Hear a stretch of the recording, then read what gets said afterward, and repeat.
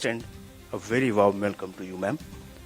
I extend a warm welcome to the Honorable Minister of State for Finance, Shri Pankaj Chaudhary ji.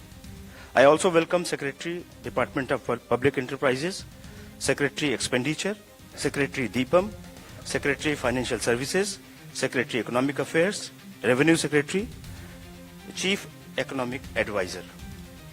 Friends, first the Honorable Finance Minister will make her opening remarks. Thereafter, we will take some questions. Please remember, identify yourself and your organization's name. And I would request you to ask one question only so that your friends can be accommodated. Thank you very much. Over to Honorable Finance Minister. Good afternoon.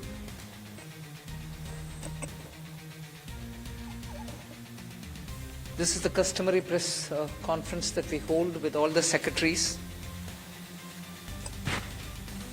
You've heard the entire budget being presented in the Parliament. So as opening remarks, I'll just highlight some of the points which we want to draw your attention to. But subsequently, of course, we'll answer all your questions. All the secretaries are here with me. So this budget being the first one, as the Honorable Prime Minister said 2 days ago, this being the first one for the second quarter of this century, also leading towards Vikasit Bharat 2047. We are laying the path and giving a push to the economy to maintain the growth momentum. And for that growth momentum or sustained economic growth, which we want to ensure, primarily we are looking at building the ecosystem with structural reforms which will go on. Reforms have been carried out.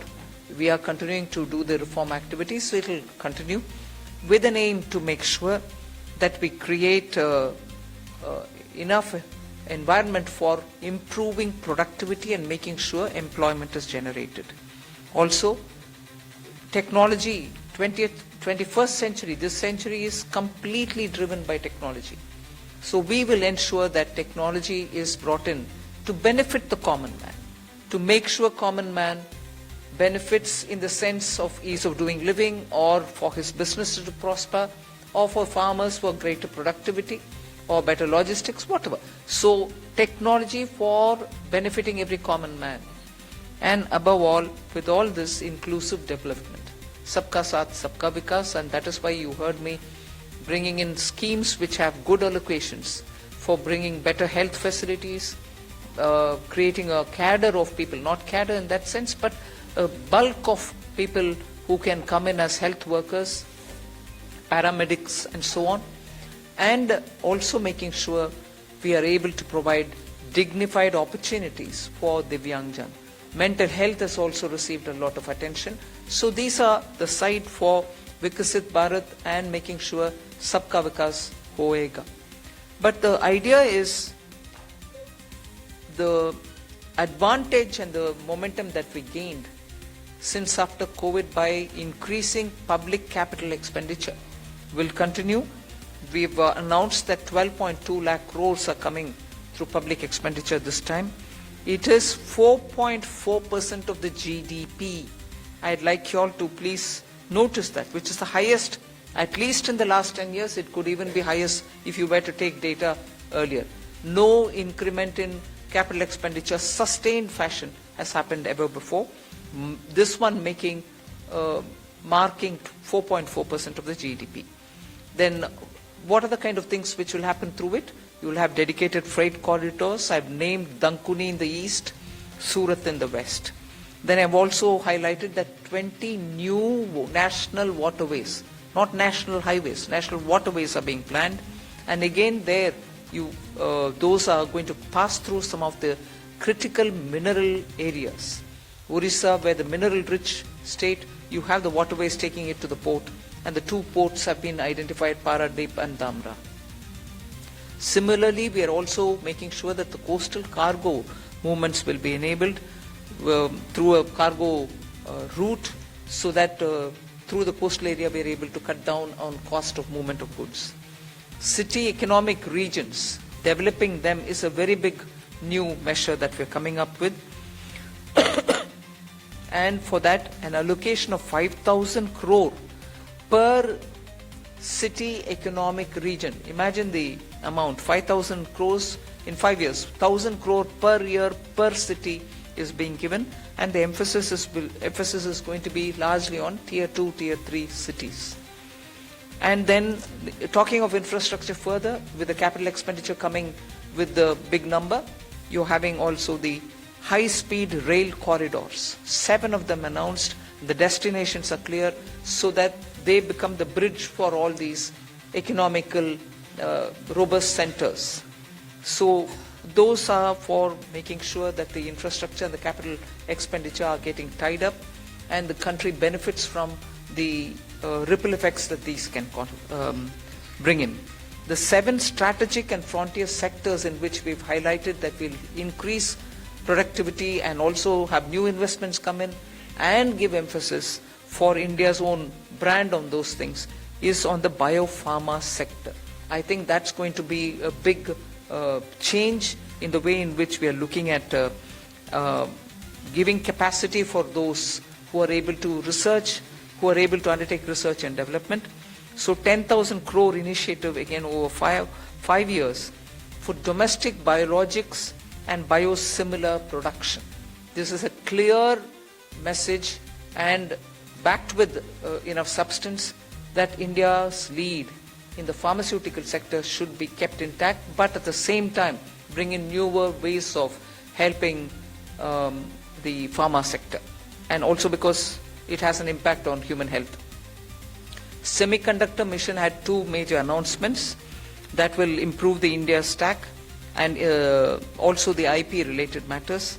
Electronic components manufacturing scheme for 40,000 crores is a major encouragement for electronics to become self-sufficient.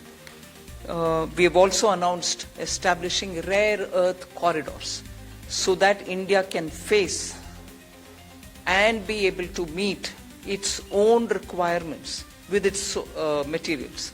So once we identify and are able to explore these minerals and process them, make them available for us, our dependency on external sources for bringing in the rare earths will be lesser. And we've identified the states where we want to establish this rare earth corridors. They are going to be in Orissa, Kerala, Andhra Pradesh and Tamil Nadu.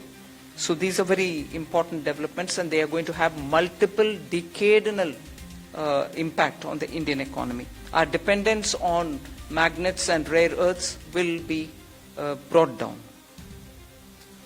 3 dedicated chemical parks, again for reducing our import dependence.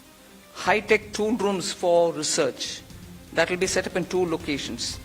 Very important thing is about the construction equipment being imported. That could be for building tunnels or metros or high energy and also heavy duty equipments which we are relying on imports. We want to manufacture them in India, and that is why I said, how does it affect a common man? It affects because firefighters today have novel, new, big ticket and small, very small firefighting tools and weapons or equipments. We don't have them in this country. That's why if there is a fire accident in some very congested area, our equipments are not able to reach those points. Whereas there are equipments which today are produced abroad, which can navigate those small corridors and go save people's lives.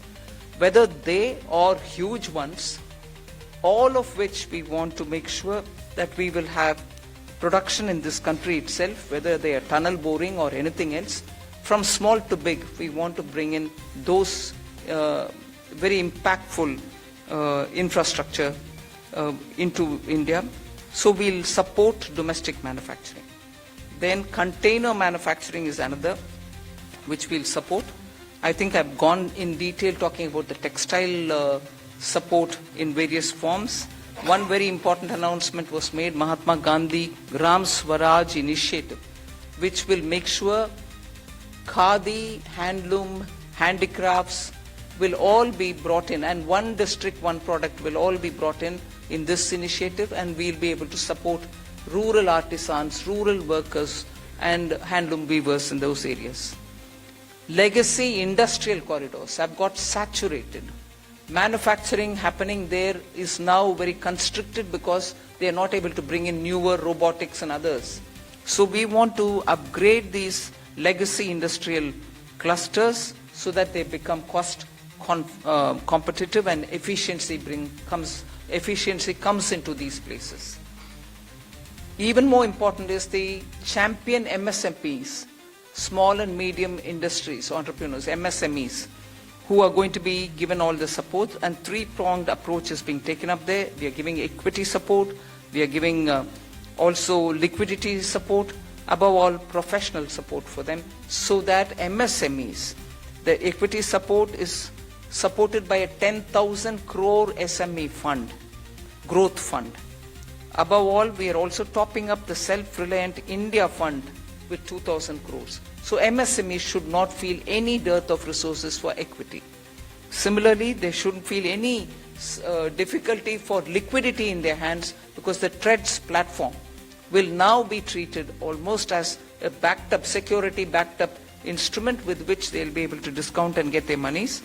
For professional support, we're working with the chartered accountant and cost accountant institutes so that they can create corporate mitras who can help these MSMEs in filing their returns, doing their accounts, and so on. Above all, for youth and training, there's so much. You've heard this speech, so I won't want to take your time on it. High-powered education to employment enterprise, standing committees being formed so that they can recommend measures for service sector as a core driver of Vikasit Bharat.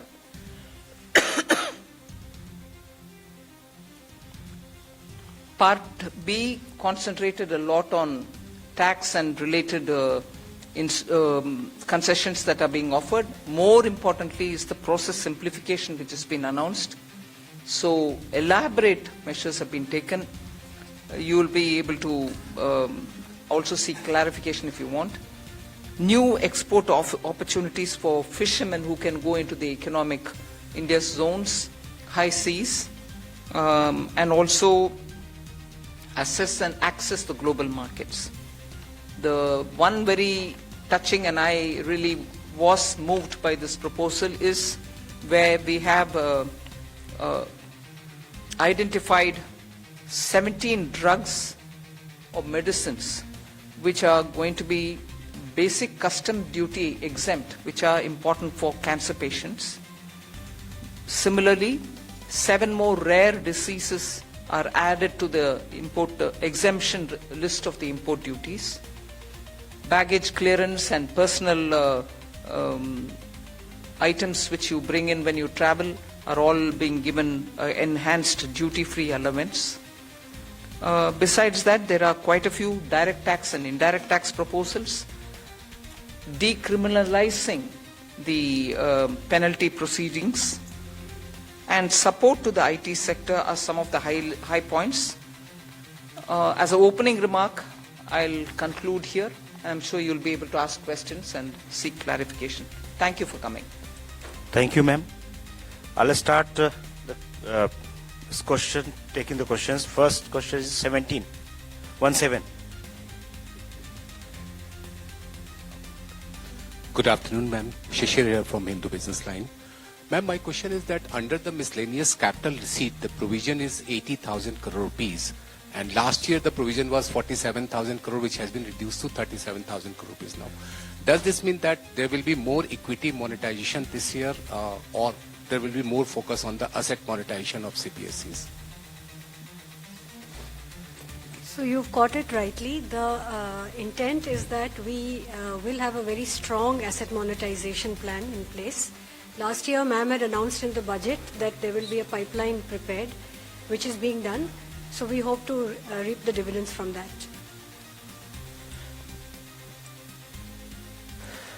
238. Ma'am, Timsi Jaipuria, this side from CNBC TV 18. I just wanted to know the rationale behind the hike in STT in futures and options.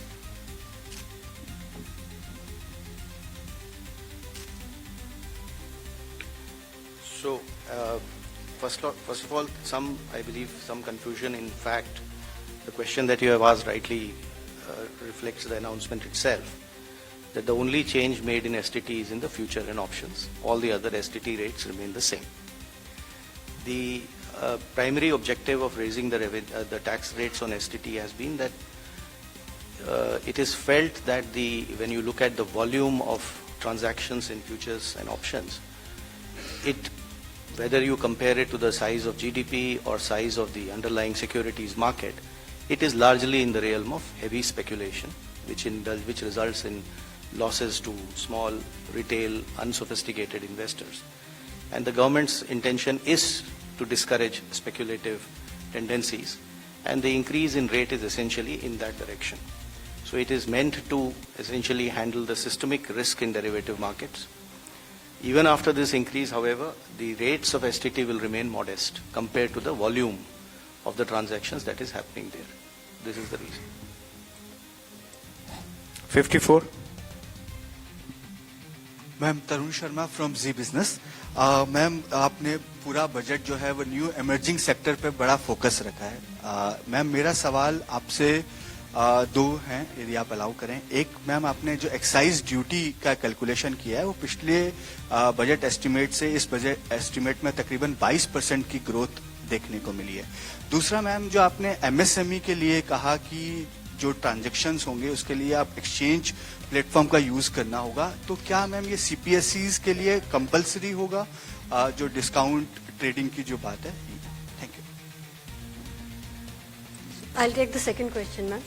So, हाँ, ये CPSEs के लिए mandatory होगा कि discounting as well as non discounted bills दोनों को ही trades पे करना होगा, ताकि वो 45 दिन में भुगतान एमएसएमई को कर पाए, और ये हर तरह से चेक कर लिया गया है कि ये हो सकता है। So we want to make CPSEs as pioneers. We hope, like ma'am has said in her speech also, that other corporates will also follow.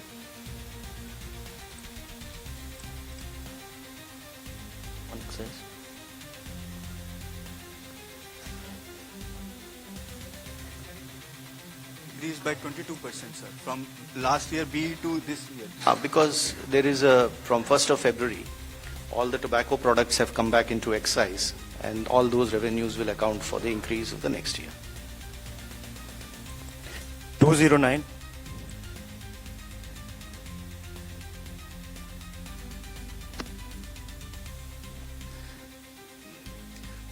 Ma'am, Prakash Pedashi from ET now. The budget has announced restructuring of PFC and REC. What will this restructuring look like? And does this also mean that these NBFC will be merged going forward? What is the later part of your question? That these NBFCs are not going to be merged going forward? I've said we are rationalizing it. You'll get to know as we go forward. We want to streamline it, and therefore we'll be taking some steps. We'll let you know the moment we decide how to go about it. 234. Hello, ma'am. Harsh Kumar from Business Standard. Ma'am, two questions. One is, you said that a high-level committee will be formed on the banking reforms in order to 2047. Are we going further for any kind of merger or something, since government is continuously saying that we need at least two of the big banks, at least of the top 20 banks. So are we going towards that? No, first of all, when I say that it's going to be a high-level committee which is going to look into it, the terms of reference will be prepared, and we are looking at committee to go into the entire expanse of the banking sector, so that they come up with recommendations which help us to plan for banking for 2047. We need, by the time we become a Vikasit Bharat, 2047 is our goal. We need to understand what are the other steps that we need to take in the banking area, and based on the recommendations, we'll go forward. But we have the Secretary, Department of Financial Services. We'll ask him to also give us, please. Ma'am, I think you have rightly responded. There are large number of aspects relating to the banking requirement. For example, the credit to the GDP, commercial credit to the GDP ratio low, and the expansion of the banking network, and what kind of the procedures currently we have that is impeding the both the deposits as well as credit. All those aspects will be looked at by an expert panel committee, and while we will definitely have TUR, and then also consult the all the stakeholders, and the government will take a view on how to lay strong foundation for 2047 Viksit Bharat. Ma'am, one more question. 229. Left side, yes. Ma'am, Premangshu from Ananda Bazar Patrika. Ma'am, have you consciously avoided announcing any bonanza for the poll-bound states? And secondly, can you elaborate on this East Coast corridor, industrial corridor you announced?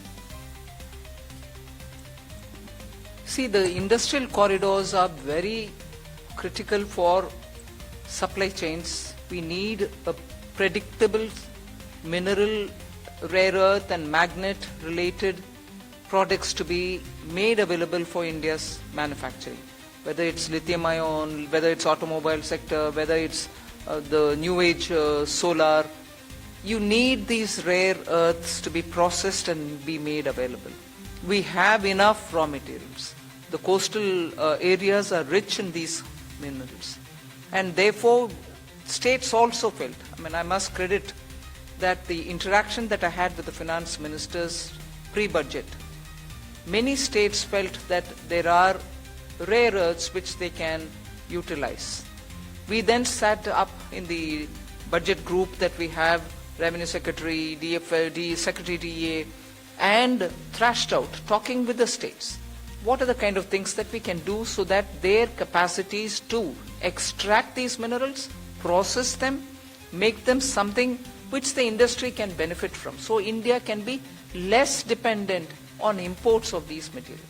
That is where, having spoken to states, we thought it's very important to recognize the corridor and give a policy for it so that industries can invest, private sector can come in, governments, state and center can come together on it.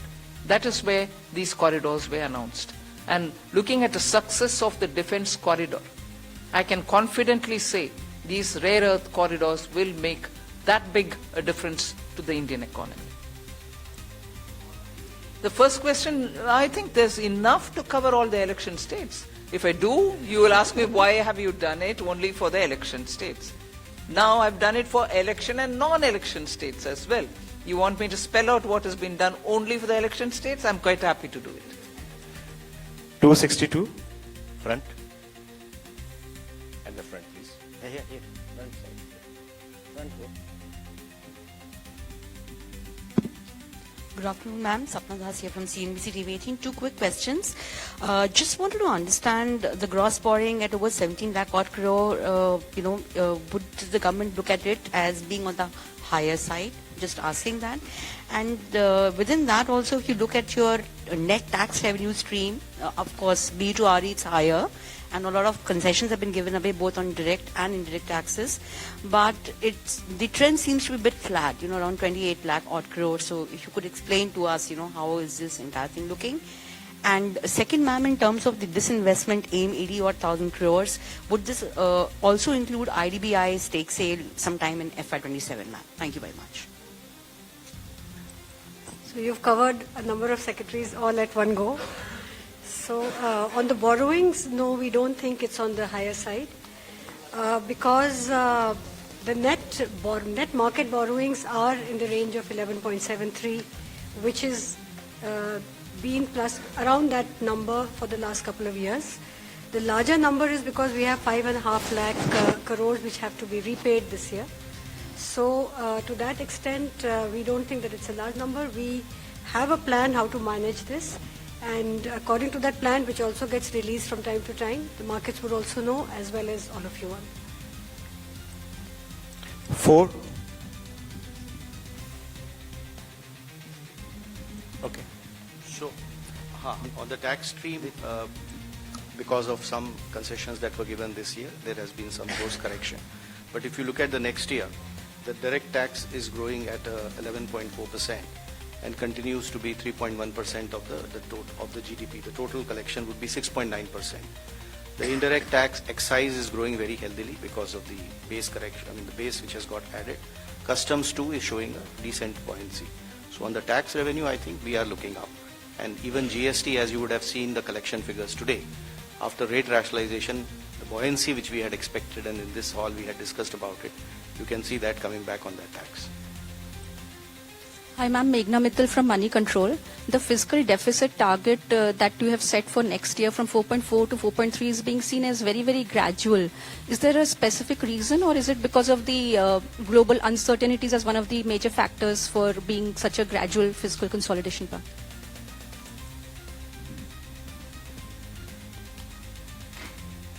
I would have thought you'll appreciate it being gradual.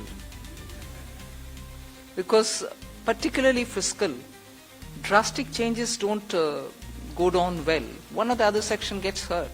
We will have to be gradual, but yet keep it well within that band which gives confidence.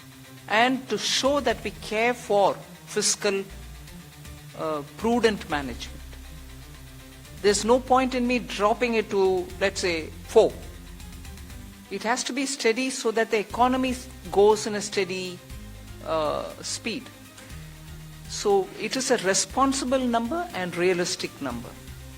It's not as if I wanted it to be so gradual. It is a responsible number. We should achieve it and equally not bring in any kind of turbulence anywhere. Thank you. From the center flank, 190. Thank you and congratulations on a very comprehensive budget. Before you start, I was going to look at PIB and say this side is being ignored. Yes, but good that we called you. Thank you. I'm Aprajita Saxena from CNBC International in Singapore. I'm very curious because you started talking about tech, and I want to ask a question about the ISM 2.0. There are those on the outside who say that India sort of lags when it comes to AI innovation, especially innate innovative LLMs. Is the strategy of ISM 2.0 to sort of become part of the global value chain, or are you more positioning towards India creating its own native LLMs? Thank you. I think Kashmini Vaishnav, the minister, has been speaking extensively about this. There are several aspects of it. We want to be sure that in the semiconductor domain, we have every expertise for all those 5 major chip or modeling or, the infrastructure, design, every aspect of it. So he is talking about creating capacities within the country to be able to have that kind of a infrastructure well laid out within the country. And similarly, if you're looking at the way in which our startups are working, using AI, and very clearly we have also shown a path that it is not just the large language models, but also smaller ones, medium-sized ones, which can serve the requirement of your economy. So AI in India, particularly when you have a huge demographic dividend, will have to give us results to ensure that our people have work and also the opportunities are going to be enticing enough for the youth. It cannot replace human efforts. So we are at the same time redefining for ourselves, if I may use that expression, on how to use AI, what is the capacity that we have to create, the kind of infrastructure that we have to lay in the ground for it. Equally, the products which come out of it will have to benefit our people, because our youth are revving to do more and new. For them to do something new and for them to do something more, we have to create benefits out of AI rather than push along with AI unthinkingly that it doesn't serve our people. So I think these many different factors play in making a decision on semiconductor.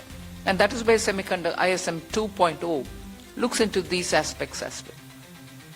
And I'll ask the CEA to speak a bit on it, because he spent a lot of time so that he could write effectively capturing what's happening down.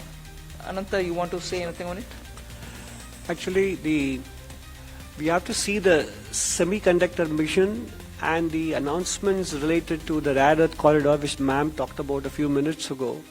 All of them as part of the framework that we presented a couple of days ago here on the strategic resilience part. So, in fact, many elements of this ma'am's budget speech focus both on equipping us to handle the AI-related technology as well as skilling the population in areas where they can be immune to some of the AI-related impacts as well. So it covers both dimensions, and therefore the semiconductor mission, the rare earth corridor, and also some of the Part B announcements ma'am made about the various electronics and manufacturing sectors were all part of the initiatives to make sure that we make ourselves strategically resilient in a very fraught global environment.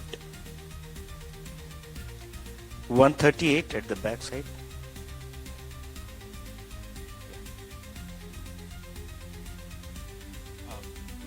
I'm Rishabh with NDTV Profit. Just wanted to ask on the buyback tax, the rationale behind it, because was it essential to do it now? Because in 2025 there were a lot of companies that came out with significant share buybacks. Also because, and also do you foresee some sort of a reduction in buybacks? And secondly, on pollution related schemes, the outlay has been very stagnant, but pollution as a problem remains.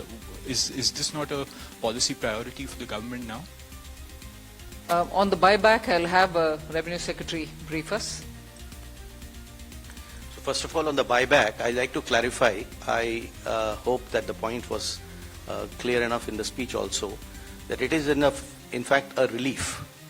It's not a tax, additional tax. It is a relief. Buyback tax system was changed to make it as a dividend income, which is income at the applicable income tax rate at the hand of the shareholder. It has been corrected now, and we have put the tax to be in the hands of shareholder as a capital gains tax, which long term, for example, will be only 12.5%. So there is a correction and a relief which has been given to the shareholders. All that has been done is, the whole objective of doing that change at that time was misuse of a tax arbitrage by promoters. So the change made for promoter is that additional buyback tax on them, which again keeps things status quo for them. So even today, the marginal rate at which they would have been paying the tax as a dividend, which is at their respective income tax rates, we have kept it at 30 and 22. If it is a corporate, 22. If it is an individual, 30. So as far as promoters is concerned, it is status quo.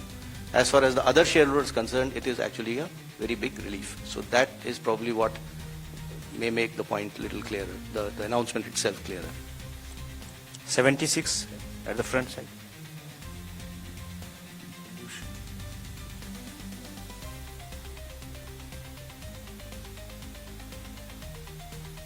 So pollution is a priority with government, and not everything has to appear at the budget speech is how I would put it, ma'am.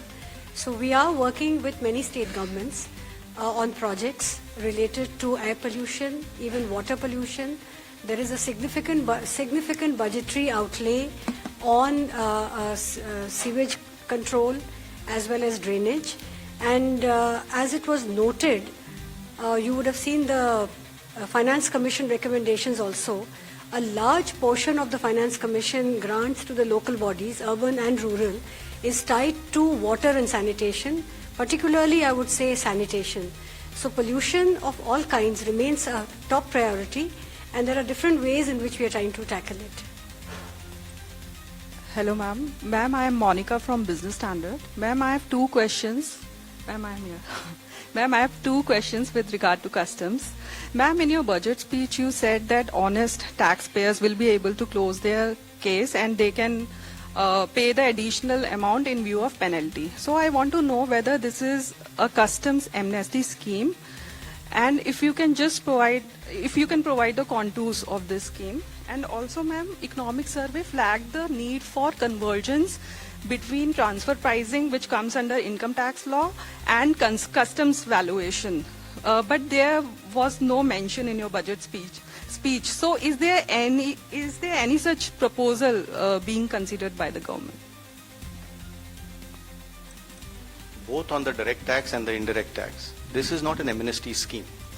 This is essentially an offer given to the honest taxpayer who would otherwise, when he gets to know that he has to pay the duty, he will like to pay it.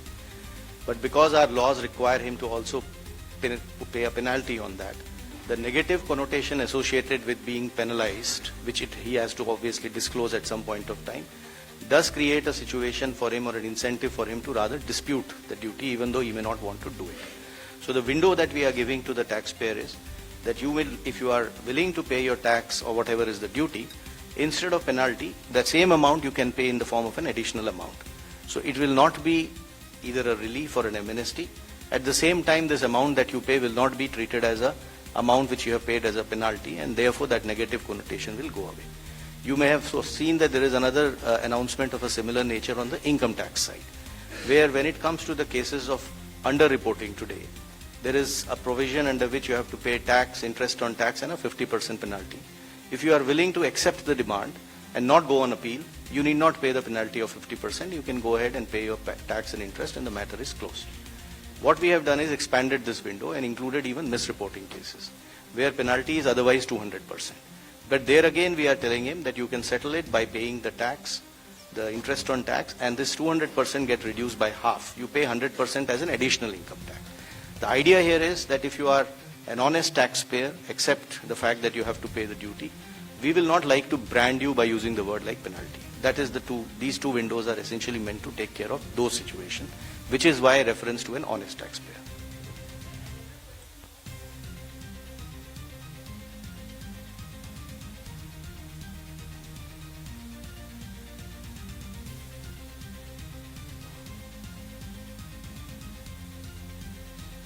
Yeah, we are examining that separately. 194. Left side, yes, back. Ma'am, this is Amitod Singh from CNBC International. Congratulations to you and your entire team. I have two questions. The first is around foreign investors. There were a number of expectations that, taxation structures would be changed, particularly when you think about things like withholding tax. So what we want to understand is whether that was even discussed within the government. And my second question is 15% defense spend increase. How much of that has to do with global uncertainty? Revenue Secretary can answer on the first question. See, global uncertainty is something which definitely occupies all the officials' mind when we are preparing for the budget. But I won't attribute it to be the cause for any one step. Across the board, we kept that in mind. So it's not the cause for any one thing that we've done or one thing which we did not do. That's kept in our mind. Our macroeconomic fundamentals are strong. You heard the CEA speak that despite you having a macro sound economic foundation, you're still sort of facing a world which is uncertain. And therefore, when currency, Indian rupee versus the dollar becomes an issue, you have done everything within the country to make sure your fundamentals are fine. But the uncertainty globally is affecting on many grounds, and we are seized of it for everything that we do, not for one particular thing, but ours. Yeah, I think today we need to look at what has been announced in the budget. So we would rather focus on that, because there would obviously be many of the issues which would be discussed and deliberated. But what has come out for you before in the budget is what is there, and we should probably focus on that. And if you saw that there are many announcements, especially which are addressing the needs for attracting investment in India, bringing more certainty, both for the residents who interact with their related parties as well as for the non-residents who otherwise do business here. There's a whole host of those announcements.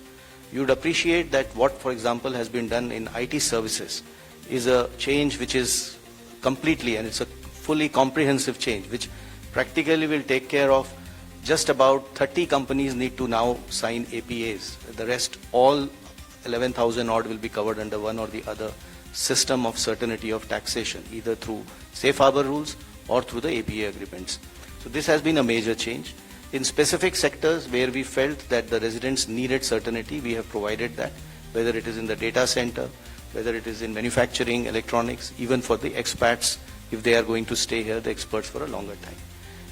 On the data center, I just thought I'll take this opportunity to clarify, because there was some speculation about what has been done. The thought process in this is that a global entity which is providing kind of cloud-based data services uses data centers all over the world to provide services to the customers. So it is very difficult to connect one-on-one as to which data center has resulted in what type of revenue. So the international entity of this nature would like to set up data services centers in India, which is a net economic plus for us, because it adds to that scale and level of economic activities. It has strategic purpose too. So the arrangement we have done is, just because that entity will set up data service centers and will use this as one of the many to provide services globally, should not become a cause of uncertainty for it that its global income will get taxed here. So that is the certainty which we are giving to it.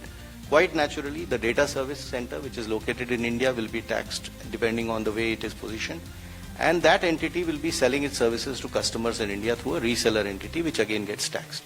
What we are excluding from taxation is this global entity, which is essentially doing cloud-based services using data services centers across, and we do not want it to be deterred from enhancing its business footprint in India to provide such global services.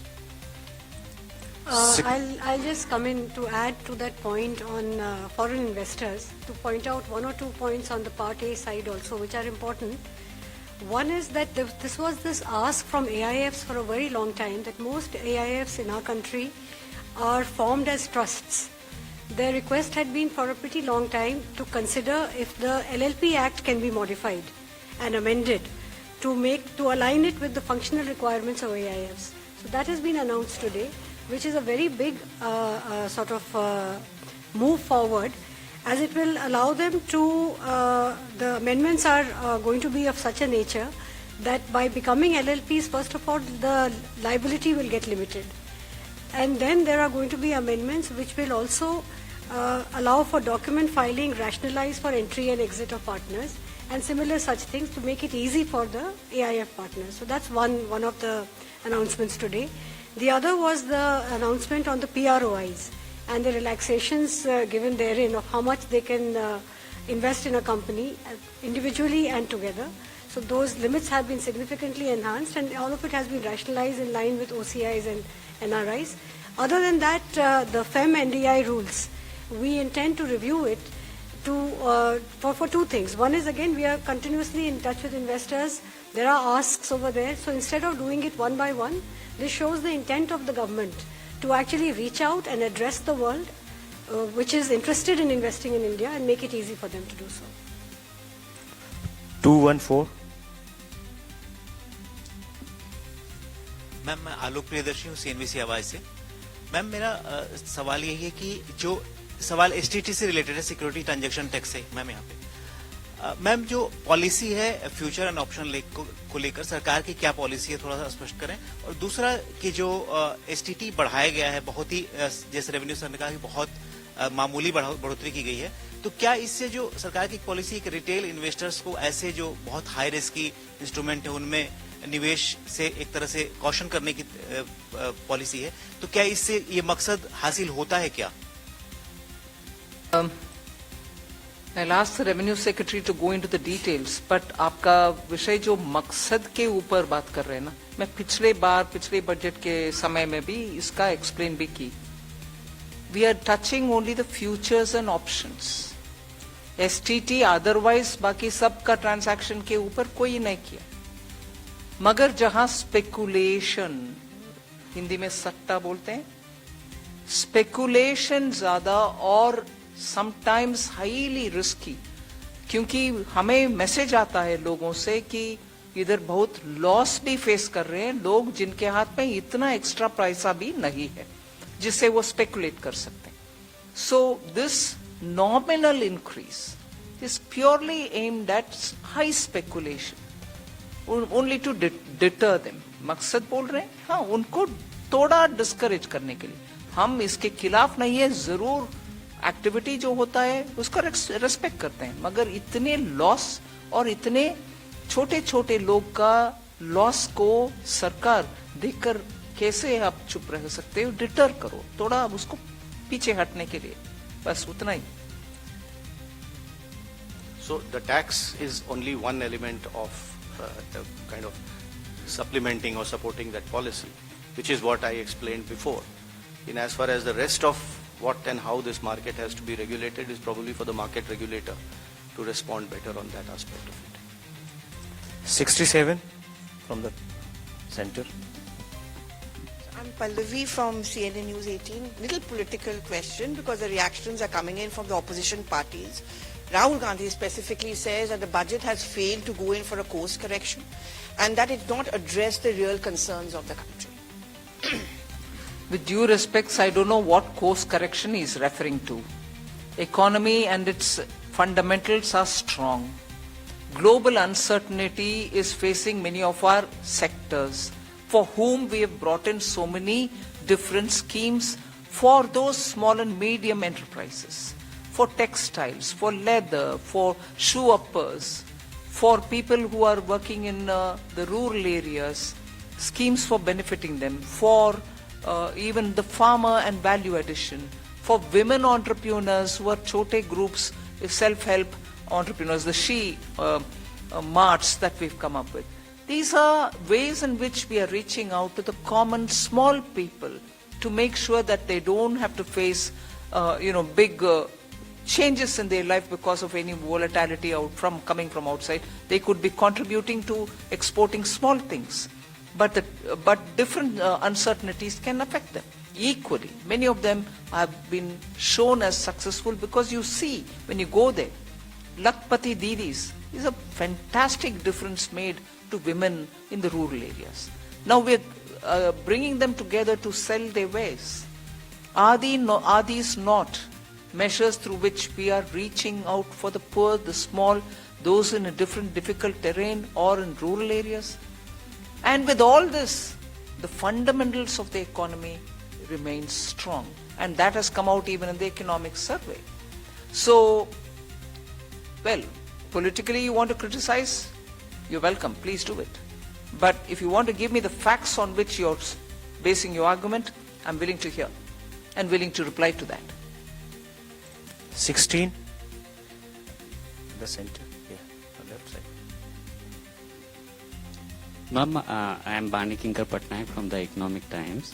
Ma'am, I think probably one of the most important features of this budget is that for the first time in probably many years, your effective capital expenditure at 4.4% of GDP is going to be slightly higher than your fiscal deficit, projected fiscal deficit for the next year. So it means, I mean, in other words, you will be using more than your entire borrowed resources. You will be deploying that in productive spending. So I wanted to ask you that, whether it is going to be the new normal in the coming years. And ma'am, one clarification I needed. This VV Jiramji scheme, you have allocated more than 95,000 crore. At the same time, I see that, Narega has also got 30,000 crore. So is it going to be on top of that? Or because Jiramji scheme is supposed to replace this Narega scheme? I'll ask the Expenditure Secretary to respond on that. On the new scheme, the GRAMji, the budget provision has been provided exactly as what you would have seen when the bill was being presented and the act was there. So we have gone exactly whatever is required has been provided. Now on the old scheme also having some money, in fact, it's a legacy of the inefficient way in which the scheme was, the MG and Narega was being implemented by the states. So there is some carryover of liabilities, 30,000 crores. So that we have taken the responsibility of verifying and fulfilling it. So that's why we have kept that, but otherwise fresh implementation will be on the new provisions.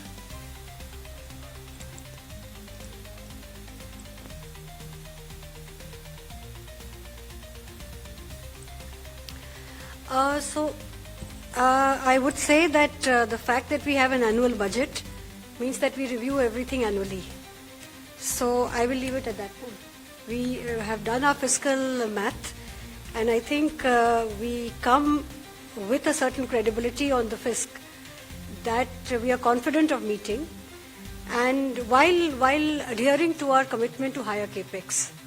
And fiscal deficit financing, as we have always done, is through a mix of market borrowings as well as NSSF. So that will continue. So there's not many major changes like that. Thank you. 37 at the back here. Hi ma'am, this is Shrimi Chaudhary from NDTV Profit. Just wanted to understand that this one-time foreign asset disclosure scheme, how that will be different from the similar scheme in the past, and if you could elaborate a contour of that, and also is there any estimation of undisclosed foreign assets being done by the department? So this scheme is meant, first of all, for small taxpayers. There is a ceiling of the amount that can be disclosed. This window was provided for the first 3 months when the Act was brought in, the BMA Act, and that time people utilized it. What has been found is that there are many small taxpayers who, because of their ignorance, etc., have not been able to do proper disclosures. So this window is being given as a one-time 6-month window for such small taxpayers, the list of which some idea of who they are has been given in the budget speech also. So there are two streams in this window. One is of the people who have paid their tax, the income is disclosed and is quite transparently known. All that they failed to do is they were not able to disclose the asset, foreign asset that they had because of that, which means they will be able to prove that the income was put to tax. However, the asset was not, just only thing they did not do is did not disclose it in their returns to the income tax department. So this is the window B, where we are saying that if you have a foreign asset of up to 5 crores, you can pay a fine of 1 lakh rupees, which today under the Act would have entailed them a fine of 10 lakh, a penalty of 10 lakh rupees and prosecution. So you will get both immunity from penalty and prosecution, and you can declare those assets. This is category B. There would also be category of people who may not have been able to or have not properly disclosed their income. This is the category A, for which this limit is 1 crore rupees. So 1 crore rupees of foreign asset or income, if they have not disclosed, then they can disclose it during this window. In this case, however, they will have to pay the tax as well as 30% tax and then 30% additional tax on top of that, and a certain amount of interest. Again, they will get immunity from penalty and prosecution. The idea is to essentially help those NRIs, returning NRIs, students, some professionals, people who have gone out, people who may have got ESOPs, any kind of such assets that they may have outside. They'll be able to disclose it and be able to protect themselves against penalty and prosecution and come clean. And it has been structured in a manner that it addresses only small assets, and secondly, it is something which will be helping them to also get away from all the procedural problems of penalty and prosecution. 25. Hello ma'am, Ruchika Chitravanshi from Business Standard. Ma'am, while you have stated that global uncertainty was playing on the minds of officials across the board, if I may ask you, what was the one challenge that you were trying to address, or economic concern that you were trying to address in this budget? And we said global uncertainties play in the minds of all the officials. It is a truth that all of us are watching that global uncertainties are really of the magnitude that we've never seen before. So naturally, we had to assess for ourselves the various ways in which these uncertainties are playing out. So all of them are equally important. 243.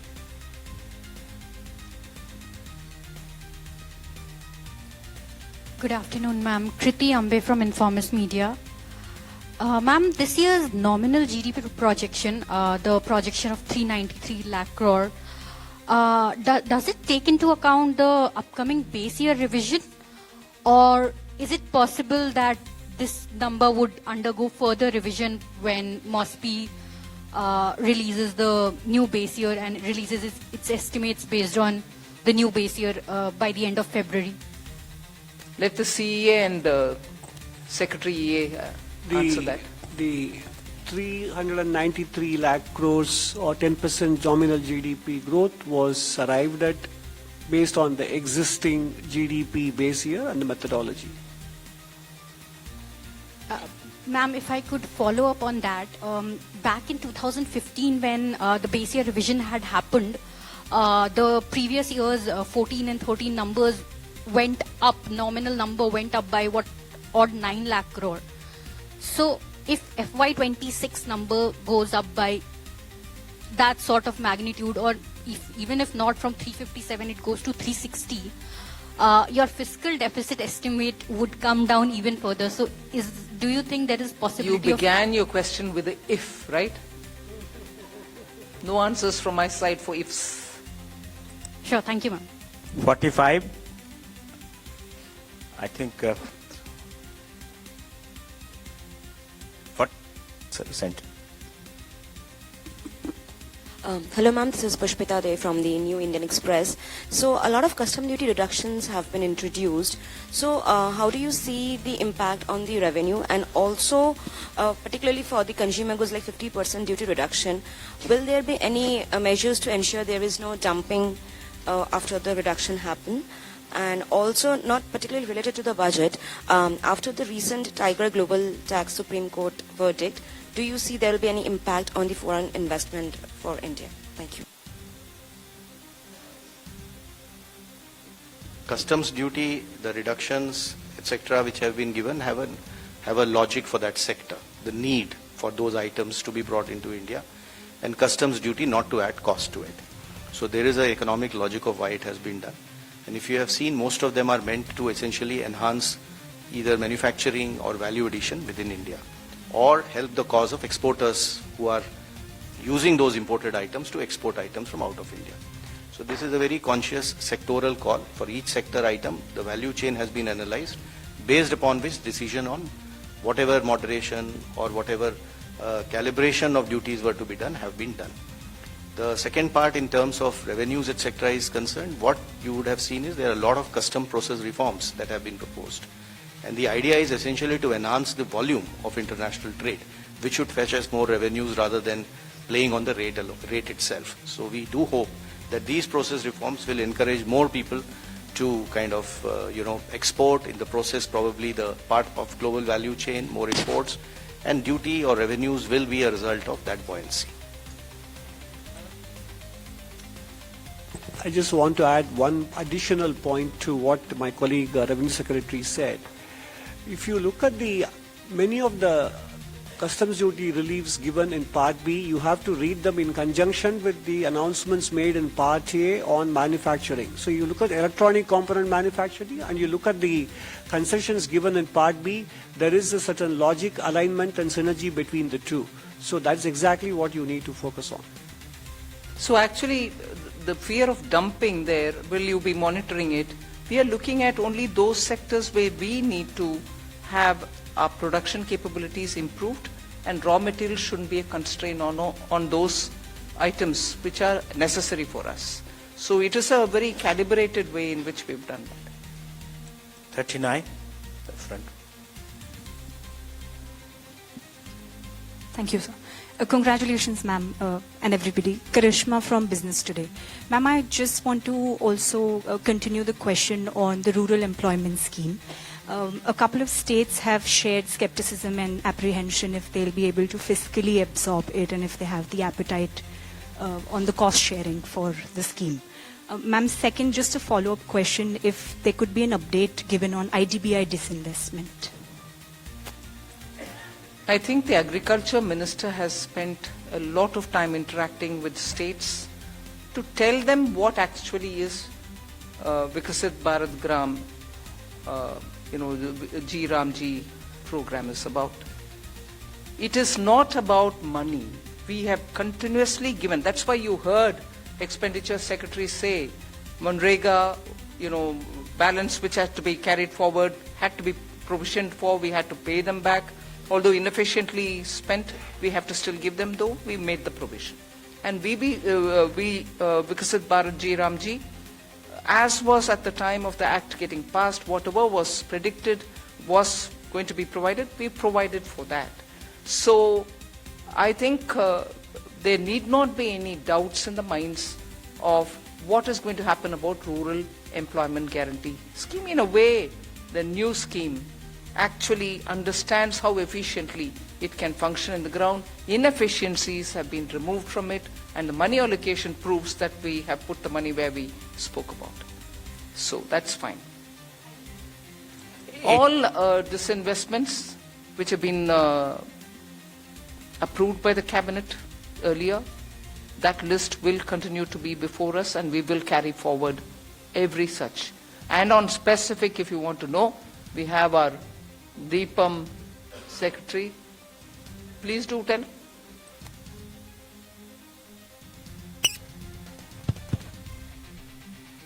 I think one thing we must keep in mind is that we follow a composite strategy, and disinvestment and closure have to be seen together as part of that composite strategy, which enhance or increase the participation and efficiency of the private sector.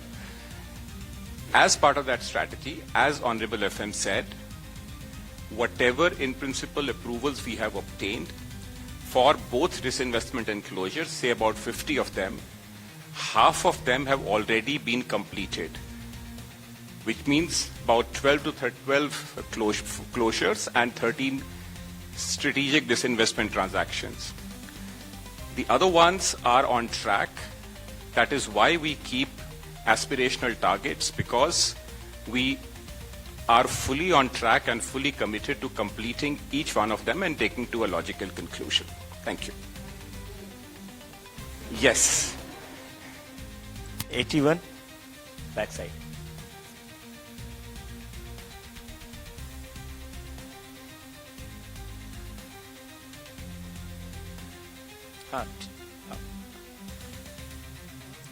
नमस्ते, मैं Krishna Mohan Sharma, Bharat express से। मेरे दो छोटे छोटे सवाल हैं। एक तो मुझे याद है कि दीपावली के दिन मैंने पूछा था कि फार्मास्यूटिकल सेक्टर में क्या करेंगे, तो आज आपने पिटारा खोल दिया उसके लिए। I am very happy. दूसरा सवाल मैम ये है मैम कि यूनिवर्सिटी टाउनशिप बनाने की आपने 5 बात की, क्योंकि डेवलप्ड इंडिया के लिए बहुत जरूरी है। लेकिन प्राइमरी एजुकेशन और सेकेंडरी एजुकेशन, जो कि हमारे बैकबोन है ग्रोथ का भारत के लिए, उसके लिए इसमें क्या है? और दूसरा, अभी मैं एक शो करके आया हूं, उसमें लोग पूछ रहे थे कि मिडिल क्लास के लिए बजट में क्या है, बजट में क्या है?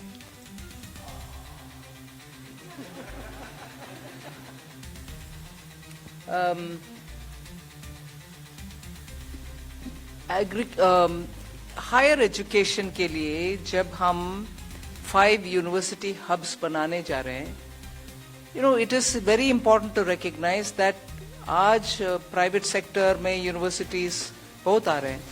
स्टेट्स का मन लग रहा है कि और हायर एजुकेशन सेंटर्स जरूर होना चाहिए। इन सब को सुनने के बाद हम हायर एजुकेशन में और ऑप्शंस ले आ रहे हैं, जिससे हर तरह का कोर्स उस हब्स में बने। Our students don't need to go out in case उनको वीजा नहीं मिला और बोरोइंग करके जाना है। उस क्वालिटी का एजुकेशन भारत में ही हो, इसीलिए जितने भी स्टेट्स वो क्या बोलते हैं, चैलेंज मोड में आकर के बोलेंगे कि हम जमीन देने के लिए तैयार है, मल्टी स्पेशलिटी हॉस्पिटल जैसे बनाते हैं, ऐसे universities with different types of courses can all come and set up, and this will also mean partnering with universities abroad. So higher education में जो flexibility के साथ function करना है, और हमारे students जो बाहर जा रहे हैं उनको उसी quality के education इधर देने का, ये नहीं कह रही हूं मैं कि हमारे यूनिवर्सिटीज में क्वालिटी नहीं है, मगर एस्पिरेशनल लोग को कुछ और सर्टिफिकेट जब चाहते हैं, वो सर्टिफिकेट क्यों ना भारत में ही ना मिलना, why don't we provide for it? And इसीलिए वो स्कीम ले आए. So it does not immediately mean that we are not going to be spending on primary and secondary. Primary and secondary में इतनी सारे states के साथ collaborate करते हुए, PM श्री स्कूल हो, नवोदय विद्यालय हो, प्राइमरी से लेकर हायर सेकेंडरी तक बहुत सारे कदम पिछले 5 साल में उठाया गया. न्यू एजुकेशन पॉलिसी आने के बाद उन सबको अभी भी सपोर्ट मिलेगा सेंटर से. हम कम नहीं कर रहे हैं बजट को. 22.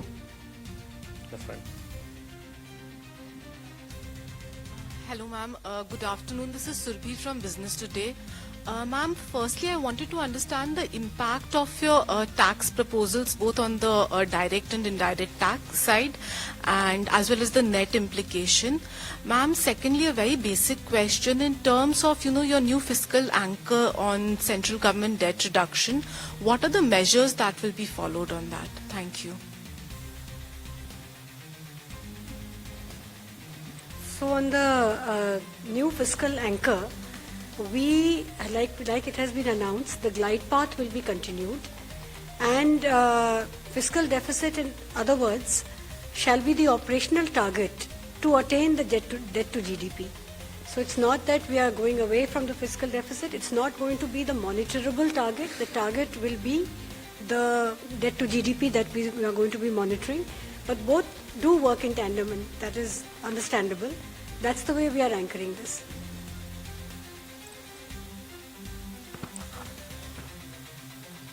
So I have already explained the growth rates for the tax the next year. So if you look at the buoyancy, for example, for direct tax, we are taking the buoyancy would be around 1.14. So which shows that we expect that with all these reforms, the tax growth should become and would be growing at a rate faster than that of the economy itself. So we do expect the tax income, the tax revenues to be sufficiently buoyant in the coming year. 46, this side, left. Ma'am, this is Priyansh from Money Control. I have two questions. One is on the GST. So the GST numbers that the target for FY27 is 2.5% lower than this year's target. So although there has been, this is due to the reduction in rates, but when can we expect the growth to be in the positive territory?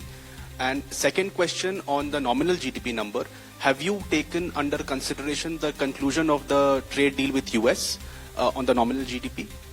And if it is concluded, can it be higher?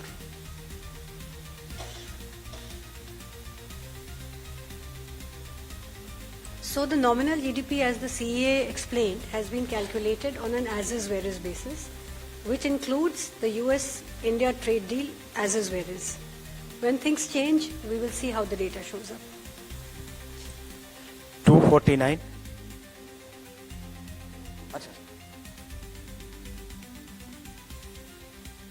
GST revenues, what is the question? Can you repeat the?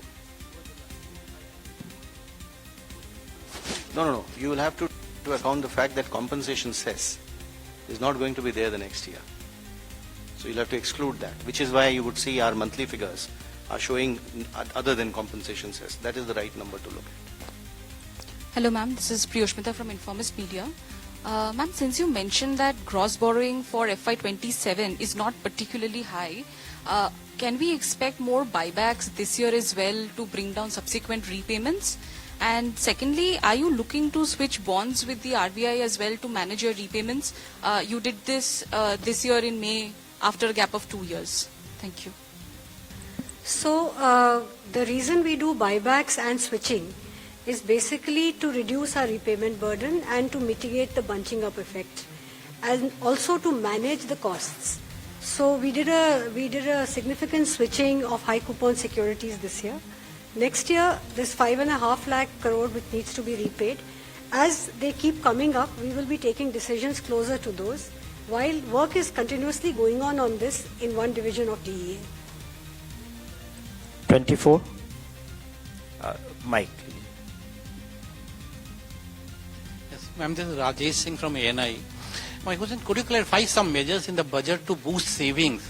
Because there was some demand by bankers for FDs to be linked with like equity benefit, or NPS scheme were demanding some kind of tax benefit.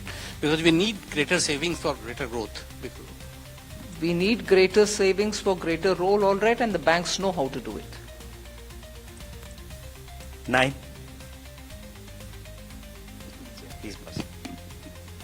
Hi, this is Adrija from Money Control.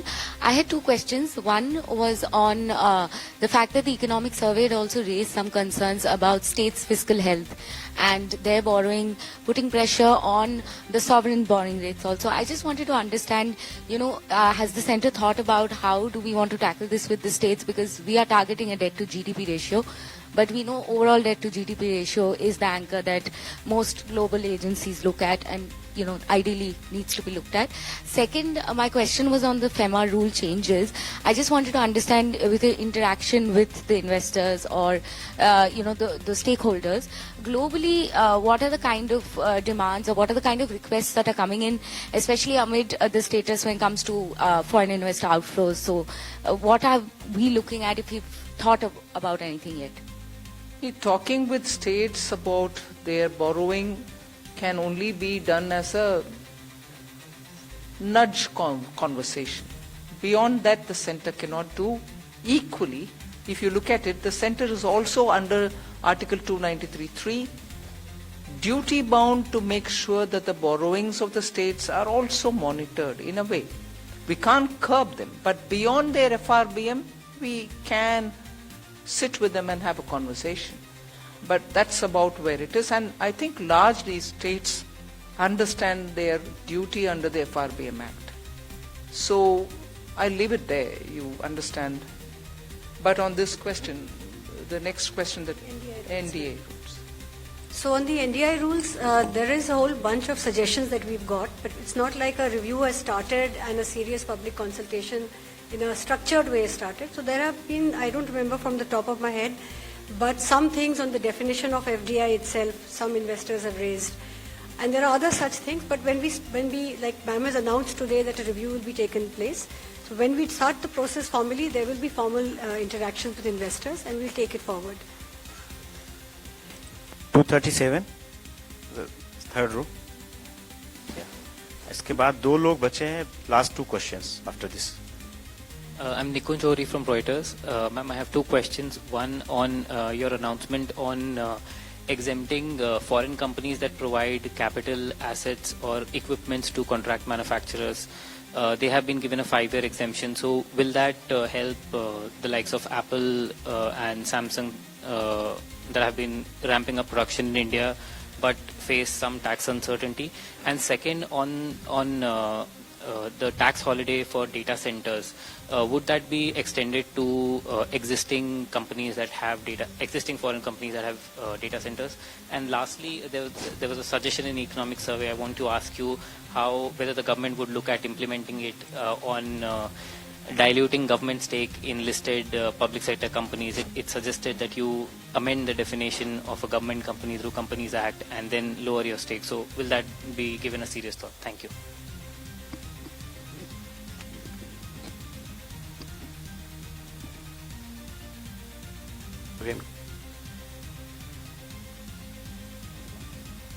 See, the contract manufacturing, that is the toll manufacturing exemption that has been given, essentially is for the companies which will give their capital goods. There will be no transaction, there will be no sale, no lease. It's just given because they have some reason to do it, business reason to do it, and it is utilized by the entity here to manufacture. So this will be in a bonded zone, customs bonded zone. Therefore, we are saying that if you bring your machine, and that machine is used by a local manufacturer to produce something, we will not consider this to be a PE connection to India, and we'll exempt you for 5 years. I mean, for 5 years, the possibility of it being PE because its machine is being used here is something we are giving him certainty by saying that we'll be exempting him for 5 years. So there'll be, for example, if a big company sends its proprietary manufacturing, testing, or some tools and machines here, and because of which its global income gets into the risk of being taxed, is what we are giving certainty on by saying that for 5 years we'll be exempting it.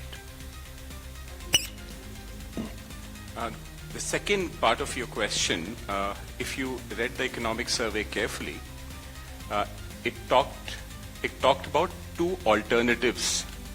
One is that we change the definition of a government company and bring it down from 51 downwards. And the second is we bring the equity below 51 following a strategic path, which could mean we look for a strategic partner, which could also mean a consortium or a joint venture approach where it may not be a government company, but it will still be a public or a government controlled company, which gives it more flexibility to operate. And as you know, economic survey is an ideation document. Once we consider that in the policy framework, we also have the Atmanirbhar Policy 21, which is doing very well. We will weave it all together. It is policy in evolution. And we will consider all these aspects before taking a step forward. Thank you. 11. Ma'am, this is Anup Roy from Bloomberg. So your nominal GDP assumption is pretty conservative even this year. Given that CA has given a growth rate of 7.2%, so are we assuming inflation at 2.8% for the year? And does that show that inflation is structurally down in India? Inflation is down in India and it is remaining there for some time. And inflation is just not the only one which is a deflator, but however, largely you depend on that. And I think therefore the assumption of the nominal GDP is realistic. So we cannot, for the reasons well known that you want a nominal GDP to be a higher number, cannot bring in factors which are beyond the usual calculation.